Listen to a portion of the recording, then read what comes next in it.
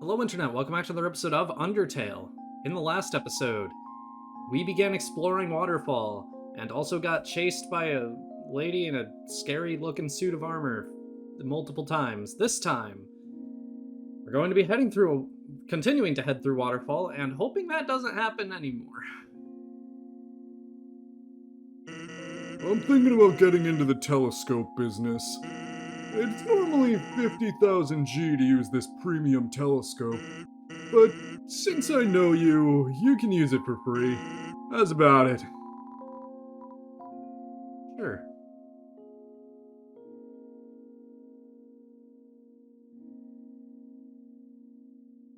Fascinating. Huh? You aren't satisfied? Don't worry. I'll give you a full refund. This joke goes over everyone's head on first playthroughs, at least the ones that I've watched, but I think it's funny, because the joke is just that there was jelly or something on the lens, so now we just have pink around the eye. It's funny. Huh? Alright. Heading to the north here. The ancient glyphs have been painted over with a list of 21 different flavors. Baskin Robbins is at it again. I relocated my store, but there are still no customers. Oh, fortunately, I've thought of a solution! Punch cards! Every time you buy an ice cream, you can take a punch card from the box. If you have 3 cards, you can trade them for a free ice cream. They're sure to get the customers to come back. Nice cream! It's the frozen treat that warms your heart. Now just 25G! Well then, tell your friends, there's ice cream hidden in the depths of a watery cavern. I'm gonna buy some, obviously. I just need to waste some healing items first. Goodbye, spider cider. Hello, would you like some ice cream? It's the frozen treat that warms your heart. Now just 25G. Super! Here you go! Your card's in the box. We're not going to be buying 3 of these to get the free one, obviously, but the punch card is an interesting item because it not only is it a battle item used to make punching attacks stronger in one battle, use outside of battle to look at the card. It does have a use in battle, which we won't be seeing because we're not actively fighting anything. We might see it. I'll say we might. But, yeah, let's use it. Please come back.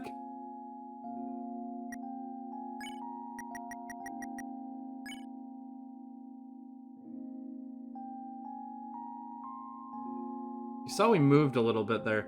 The punch card is associated with a very important glitch for speedrunning that allows you to skip major cutscenes in the game. And an entire boss fight later on, just by walking through them. I don't really know how to use the glitch, and obviously I wouldn't even if I did, but yeah, it's important for speedrunning, so there you go. What's a star? Can you touch it? Can you eat it? Can you kill it? Are you a star?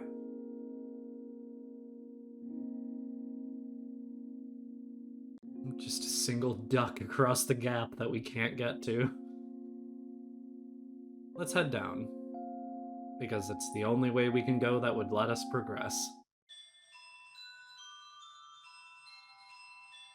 Alright, let's talk to some echo flowers.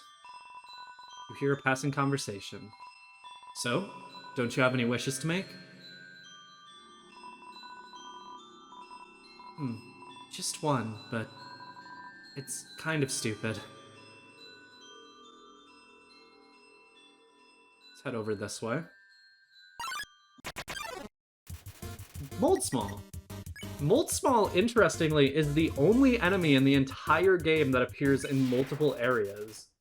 It's the same way to spare him. I believe his check information is exactly the same. The only difference is his attacks are marginally stronger in the game's code. We're gonna eat a cinnamon bun because there's a pair of ballet shoes here. This is a weapon. Attack 7. These used shoes make you feel incredibly dangerous. We'll put them on. They're not made specifically to hurt, so we'll use them. It's not a gun or a knife or anything, so why not? There is another enemy that can appear in this room, and only... well, not only this room, but... Hello, this is Papyrus. Remember when I asked you about clothes? Well, the friend who wanted to know. Her opinion of you was very... murdery. Well, worry not, dear human. Papyrus would never betray you. You said you were not wearing a dusty tutu. So, of course, I actually told her you were indeed wearing a dusty tutu. It pained me to tell such a bold-faced lie. But since you aren't wearing a dusty tutu, she surely won't attack you. Now you are safe and sound. Howie, this is hard. I just want to be everybody's friend. So if you were to keep another defensive item and equip it instead of the dusty tutu, she would still attack you because Papyrus would tell her that you are not wearing a dusty tutu. Or that you...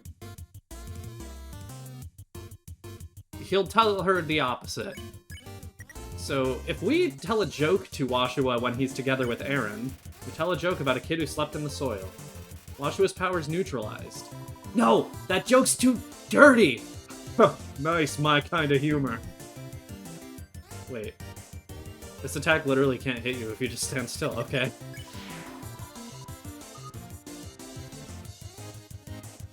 Why does all of this guy's dialogue need me to whistle? Washua is friends with a little bird. Good. I wish I was. No, I didn't mean to joke again. I think what it meant when it said his powers neutralized is that his attack couldn't hit me, but it could hit me there, so I don't know. Let's clean. Green means clean!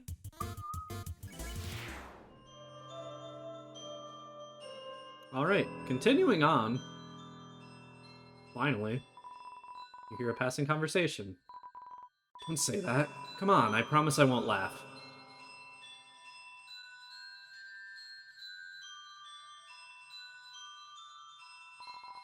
The power to take their souls. This is the power that humans feared.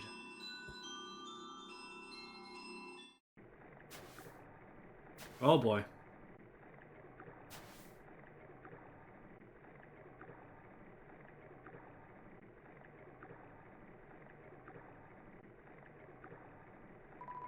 Hey, there. Noticed you were here. I'm Onion-san. Onion-san, you here? You visited Waterfall, huh? It's great here, huh? You love it, huh?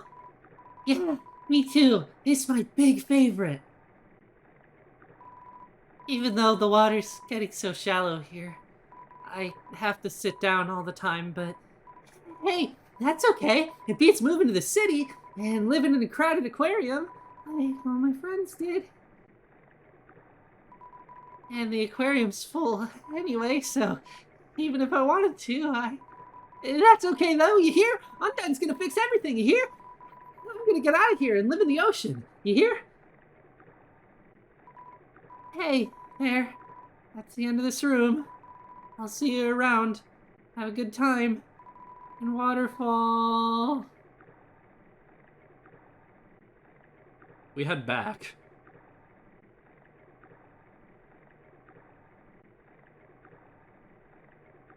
Hey man. Revved up a little there. Did you hear? You're back! I'll tell you a big secret. I'm starting a band, you hear?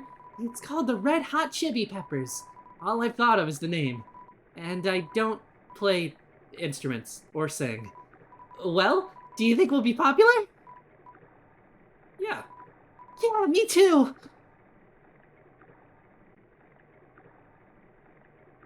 That's all he has to say. We leave the room, it's just, you know, he'll come back and he'll follow us to the end again. Let's talk to Papyrus. Onion? Hum hum hum. I don't know if there's a joke there. Oh, did you hear? I got nothing else to talk about. At least he's happy now. I'm sure he will never have a really unnecessarily creepy sprite in any game ever. Shyren hides in the corner, but somehow encounters you anyway. Let's smile at her. You smile. You ask to see Shyren smile, too. Shyren gets quieter. In the corner, Aaron nods his head approvingly. Okay, so we did something wrong. Mm-hmm. How did I manage to get hit by that? That deck was trying not to hit me. I was thinking about doing karaoke by herself. Let's conduct her. You wave your arms wildly. You are now vulnerable to electric attacks.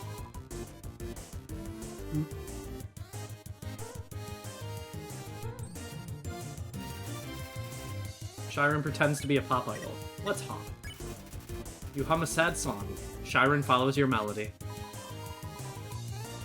I ain't singing. I don't know what those notes are.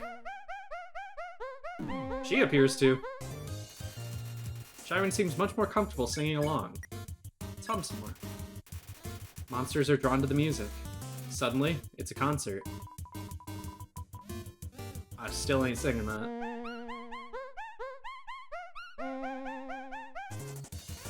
Sans is selling tickets made of toilet paper.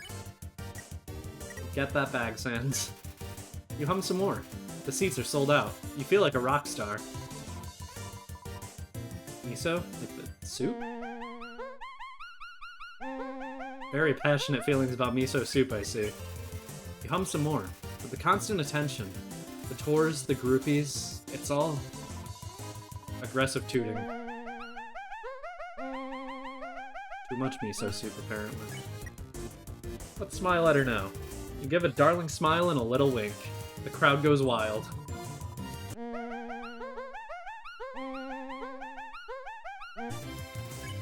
Let's conduct. You wave your arms wildly. The crowd eats it up. We're given one hell of a performance, apparently. You and Shyren have come so far, but it's time. You both have your own journeys to embark on. You hum a farewell song. Final toot.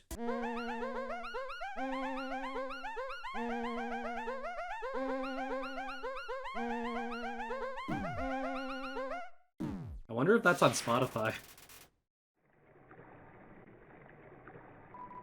The northern room hides a great treasure. There's a piano here. Play it.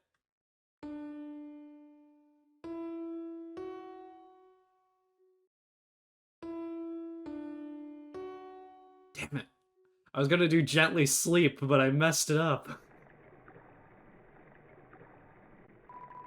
This power has no counter. Indeed, a human cannot take a monster's soul. When a monster dies, its soul disappears, and an incredible power would be needed to take the soul of a living monster. There's only one exception. The soul of a special species of monster called a boss monster. A boss monster's soul is strong enough to persist after death, if only for a few moments. A human could absorb this soul, but this has never happened. And now it never will.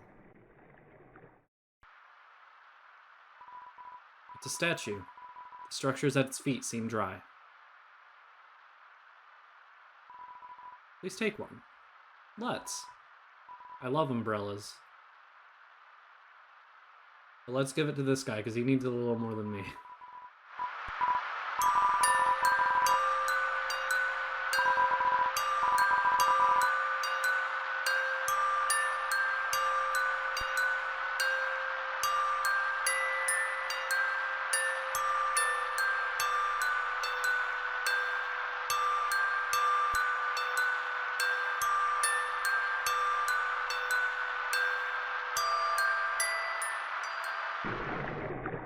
Well, that gave us the solution to a certain puzzle that's in this northern room here. A haunting song echoes down the corridor. Won't you play along? Only the first 8 are fine.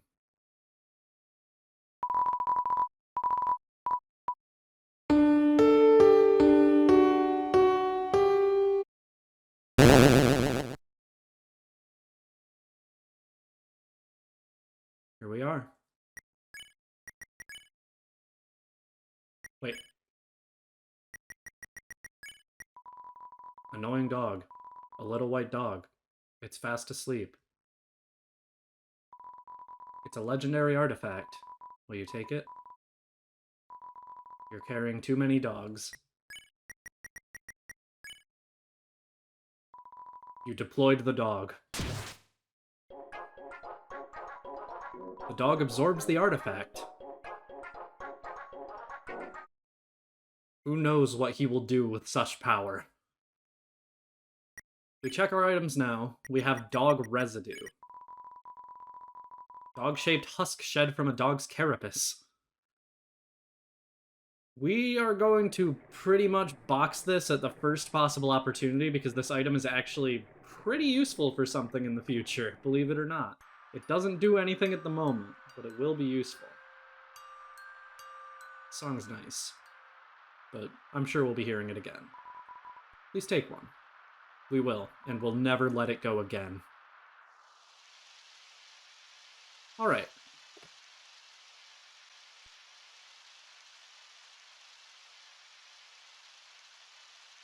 Yo, you got an umbrella? Awesome! Let's go.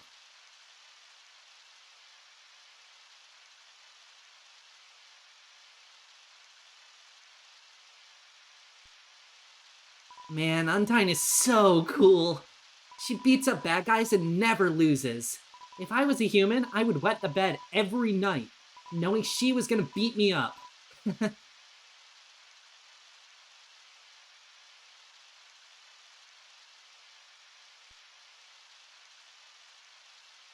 So, one time, we had a school project where we had to take care of a flower. The king, we had to call him Mr. Dreamer, volunteered to donate his own flowers. He ended up coming to school and teaching the class about responsibility and stuff.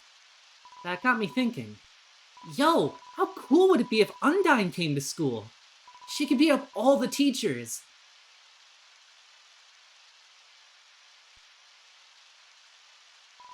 Maybe she wouldn't beat up the teachers.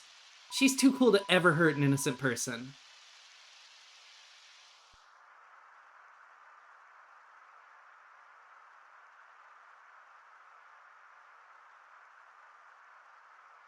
Let's let him be under the umbrella. Love it when games make shots specifically for my thumbnails. Thank you, Undertale.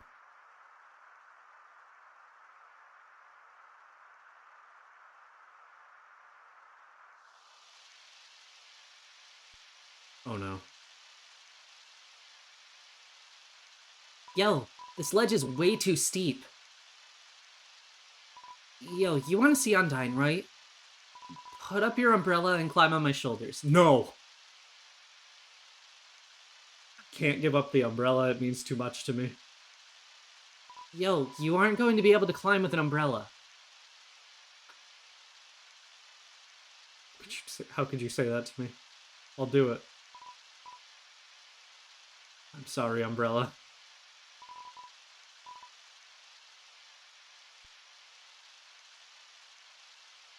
Yo, you go on ahead. Don't worry about me. I always find a way to get through.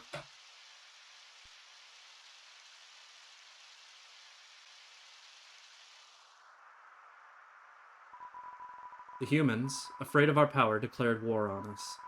They attacked suddenly and without mercy.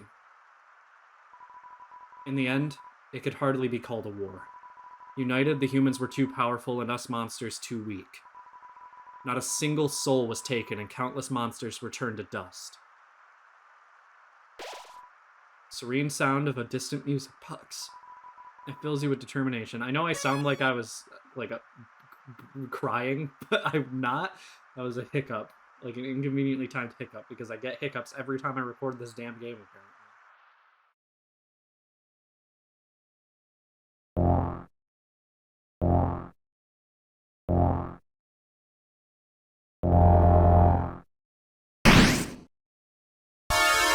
Well, that's great. So we're in a bit of a labyrinth here. It took me probably 10 playthroughs to memorize the route to get out of this situation, because there's a lot of dead ends here, some of which I will probably end up accidentally taking. The spears aren't raining from the sky this time, they're coming from below, so you do have a bit more time to prepare for them, and to move out of the way if you're, in one's path. it's the same deal as if you got hit by the ones earlier. If you do get hit by them now, where they'll bring down up, usually be pretty hard to dodge. Especially when you're on the thinner walkways here. I'll just show it real quick because I haven't taken any damage and whatever. So yeah, we're just... Like, in this area, it's pretty easy to avoid because it's a pretty thick little boardwalk area. I don't know what this area is. Like, why is this here? But we're at a dead end. We have nowhere left to go. We're half covered in shadow. We look very evil in this angle.